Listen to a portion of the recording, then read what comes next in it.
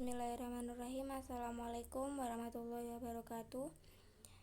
Perkenalkan, nama saya Indah Fitriana, mahasiswi semester 4, Prodi PGMI Fakultas Tarbiyah, Institut Agama Islam Al-Falah As-Sunniyah, Kencong, Jember.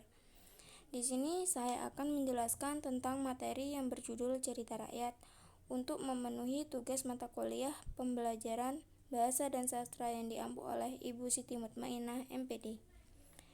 Berikut penjelasannya.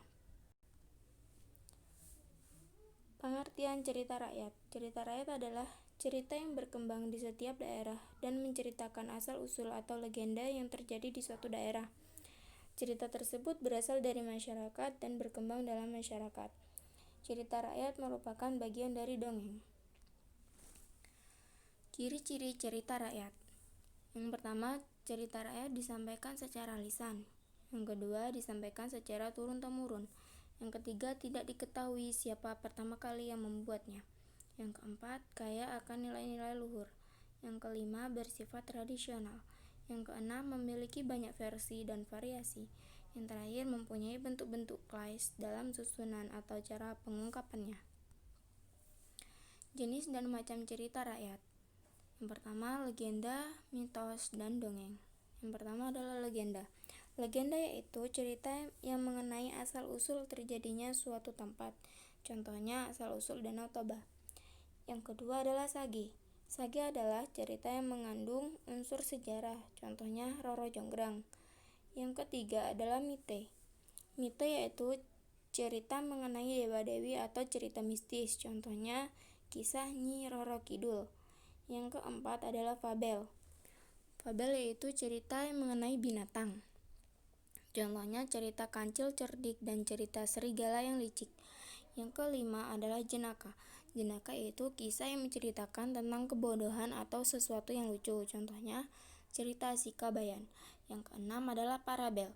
Parabel yaitu cerita yang menggambarkan cerita moral dengan menggunakan perbandingan atau ibarat.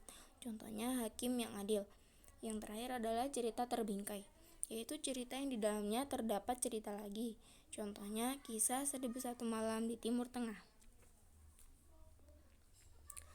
Fungsi cerita rakyat, yaitu yang pertama sebagai sarana hiburan, yang kedua sebagai sarana pendidikan, yang ketiga sebagai sarana penggalang rasa kesetia kawanan, yang terakhir adalah pengokoh nilai-nilai sosial budaya yang berlaku dalam masyarakat.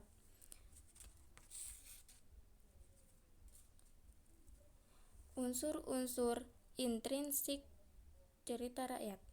Yang pertama yaitu tema, yang kedua alur. Alur dibagi menjadi 3, yaitu alur maju, alur mundur, dan alur gabungan.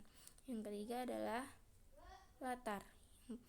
Latar dibagi menjadi 3, yaitu latar tempat, latar waktu, dan latar suasana. Yang keempat yaitu tokoh atau penokohan. Dibagi menjadi 2, yaitu protagonis dan antagonis. Yang kelima sudut pandang, dan yang terakhir adalah amanat. Unsur-unsur ekstrinsik cerita rakyat, yaitu yang pertama adalah budaya, nilai-nilai yang dianut. Yang kedua, tingkat pendidikan.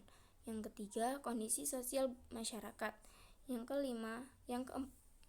keempat adalah agama dan keyakinan. Yang terakhir adalah kondisi politik, ekonomi, dan hukum.